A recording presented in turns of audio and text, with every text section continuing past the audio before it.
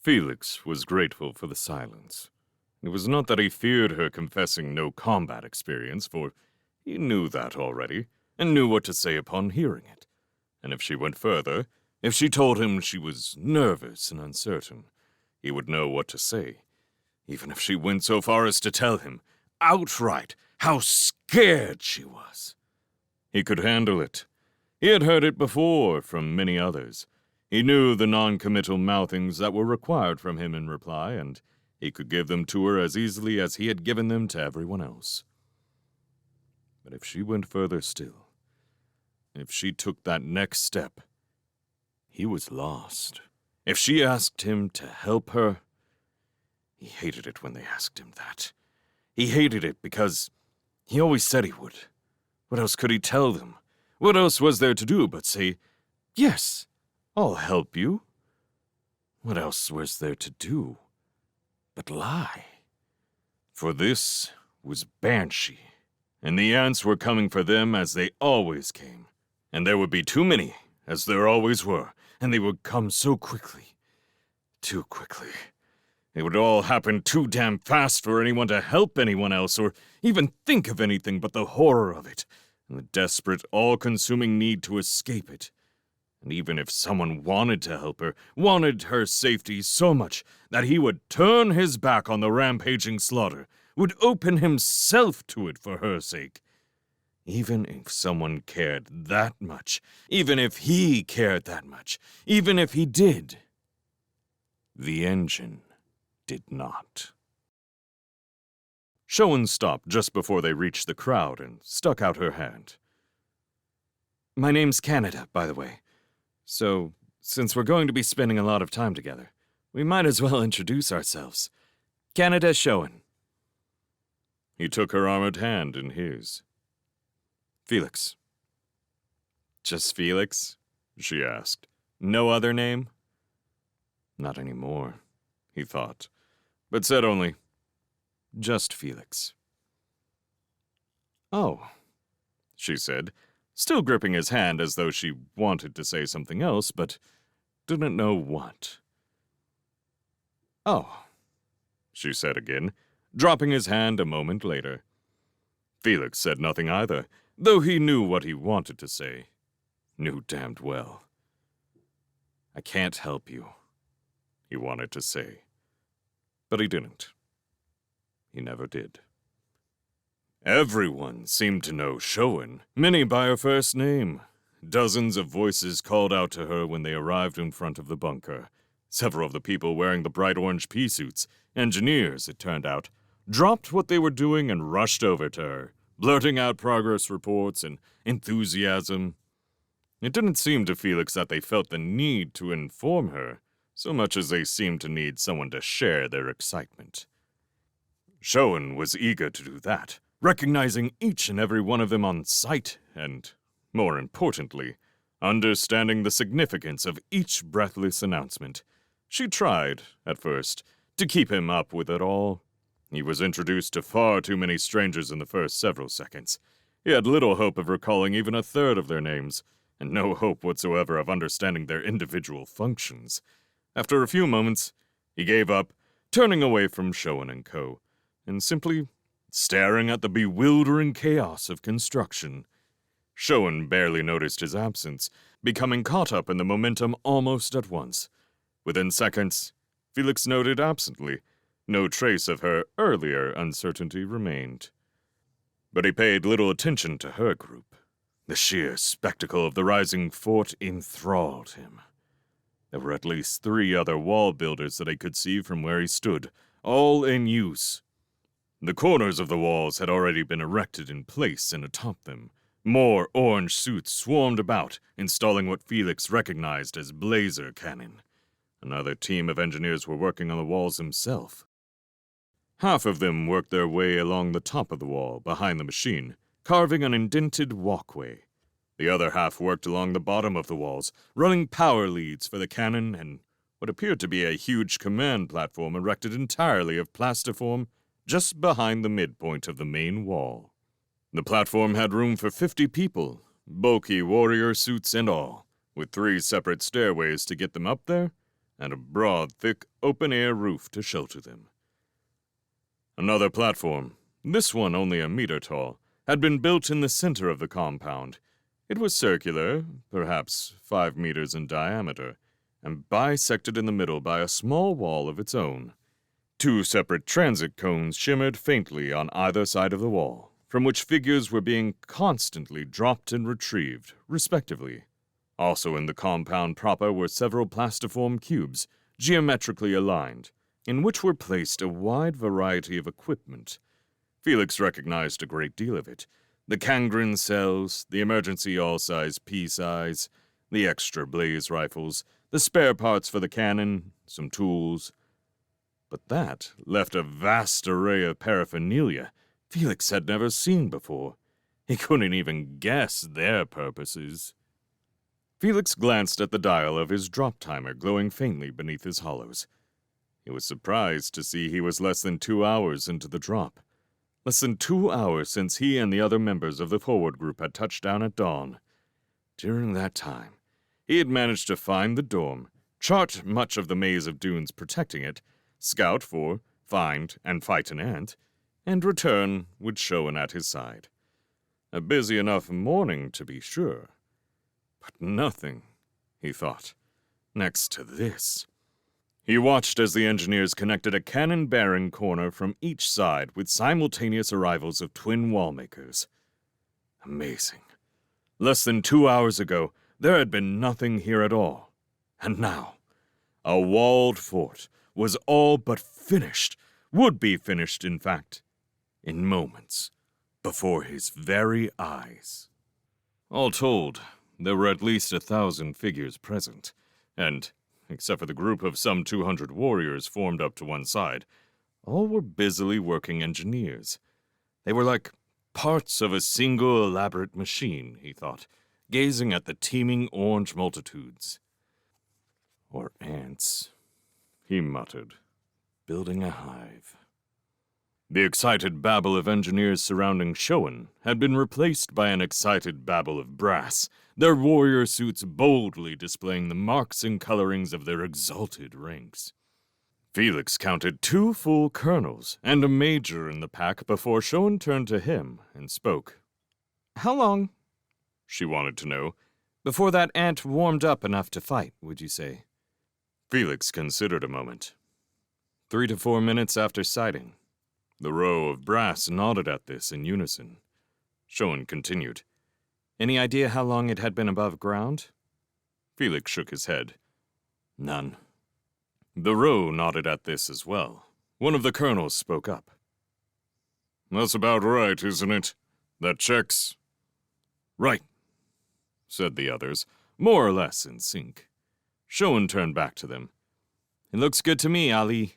I think you should talk to the old man. Tell him you want to try it." Ali, the colonel who had spoken before, nodded. "Won't hurt to ask him, I shouldn't think. And I do think it's a good opportunity." "Of course it is," Showen assured him. "Absolutely," assured someone else, perhaps the other colonel. "It certainly should be suggested, in any event," said a third voice Felix couldn't place with a suit. Colonel Ali hesitated one moment, then nodded firmly. "Very well. I'll see him now." "Good," declared Showen. "Let me know what he says. I've got to get inside with my team." With that, the group divided, the brass towards the command platform, Showen and Felix toward the front of the bunker. "That was Colonel Kadar," Showen offered an explanation. "He's senior staff officer, and he's come up with something I'd like you to—" She was interrupted by another engineer, this one bearing the same rank as her own, Lieutenant Colonel. "Mind sharing the lock, Canada?" he asked brightly, gesturing towards the entrance to the bunker. "Blackfoot!" she replied happily. She waved an arm toward the constructive frenzy. "It's beautiful, just like we planned it. You're a genius." Blackfoot grumbled something almost inaudible in reply about everything going wrong that could, and how she could only be so optimistic because she didn't know what she was talking about. "But you're getting it done, aren't you? And on time?" "Oh, Yes, he replied distractedly, as though nothing could be less important. The two of them continued to discuss the engineer's problems while they waited for the seal to open for them. Felix understood almost nothing that was said. When the seal parted, the three of them stepped inside the lock, a square, featureless chamber with room for a dozen warriors seated and standing. The seal closed behind them. Sensors on the wall of the lock and inside each of their suits told them it was cycling. Felix felt oddly uneasy. Though he had known about pressure locks and seals since basic, knew in fact how to repair them in case of emergency, he had never been in one before. On Banshee, he had never thought he would. Beside him, Shoen laughed, drawing his attention back to their conversation. But that's why you used siliconite in the first place, isn't it? You wanted the sand more cohesive. Yeah, the engineer agreed sourly. But now I'm cut off underneath. Shoen shook her head. What difference does it make, Blackfoot? You've already got your soundings. You got them up front. Well, sure, but... And they were positive, were they not? She insisted. Well, yeah, but...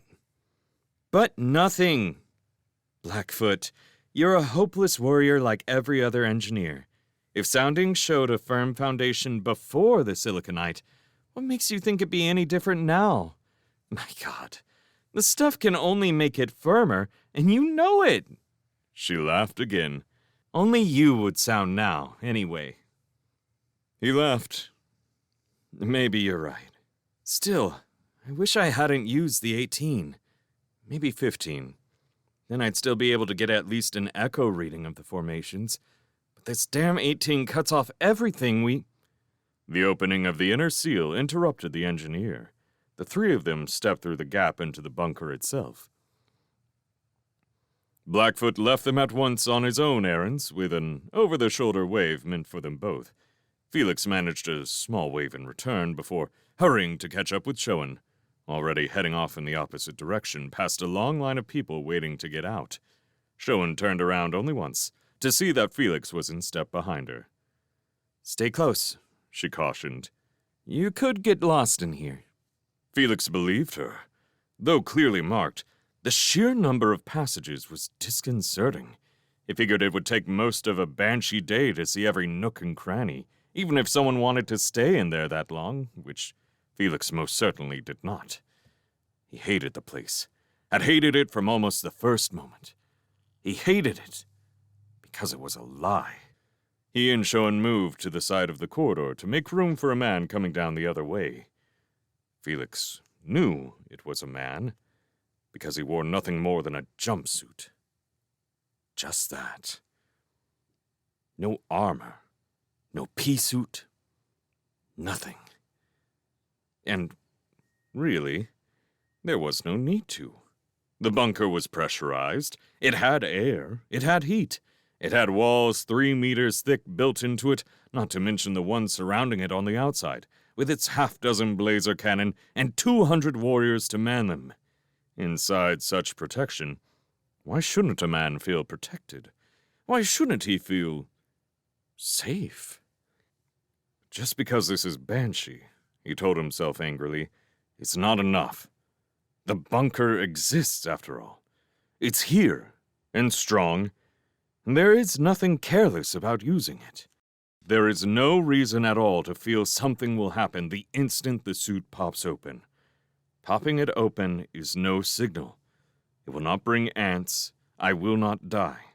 Just because this is Banshee is not enough. But, of course, it was. For him, for Felix, it was.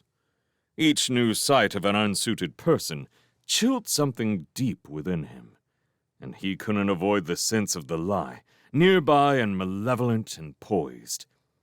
He searched his mind for a specific cause for the fear, but found none. Yet the dread remained, a swirling caress of paranoia and suspicion.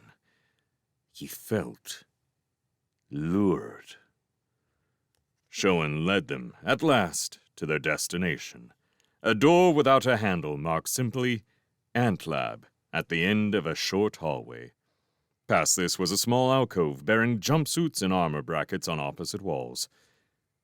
Without hesitation, she picked a set of brackets between two pea suits and backed snugly into it. Felix paused long and hard before picking brackets of his own and stepping between them. As he lifted his arms from his sides and slipped into place, he discovered that he was panting like a small, panicked animal. For just a moment, he didn't think he would be able to do it. He took a deep breath. He made one more irrational sweep of the tiny chamber for danger. He decided to go ahead and do it. And suddenly, he had. He stood naked in front of the suit, wide-eyed and taut and expectant. Nothing happened. Nothing at all. Except for Showen, shrugging into a jumpsuit beside him and his suit hanging on the wall behind him. He was alone. No ants. Are you all right? Showen asked. Fine, he replied shortly, grabbing a jumpsuit and putting it on. Fine. The lab was huge, several times larger than necessary. Only one corner was lit, giving the impression of a vast cavern. There were 3 techs in the corner of light, 2 of them bent over the single table, the third examining a row of dials on the wall. They turned at the sound of approach. Welcome to our little store, Felix, said Showen. Let me introduce you to everybody. First, there's... Is this him? Blurted the nearest one suddenly, a thin young man with bright red hair. He stepped up to Felix and offered his hand. You're Felix? Nice job. My name's Gavin, and I want you to know I think a lot of what you do. Okay, replied Felix uncertainly, while the young tech pumped his hand. I'm sorry, said another tech, a bald black woman as young as the first. She looked to Showen nervously.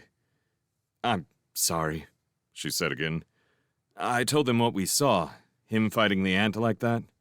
It seems your exploits precede you, Felix, commented Showen with a grin. Felix said nothing. He shook hands with the woman, who called herself something Geranus.